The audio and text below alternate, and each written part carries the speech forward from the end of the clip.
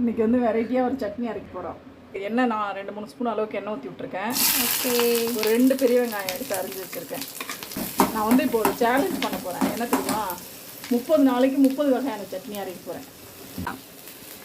5 வரமிளகாய், ஓகே, 10 பல்லு பூண்டு, சும்மா ஒரே ஒரு குட்டி உண்டு துண்டு இஞ்சி, நான் ஒன்றும் பிரச்சனை இல்லை. கருவேப்பிலை, ஒரு 1/2 ஸ்பூன் அளவுக்கு ஜீரகம், இதிலே கொஞ்சமாக புளியும் போட்டு வதக்கிடுவோம்.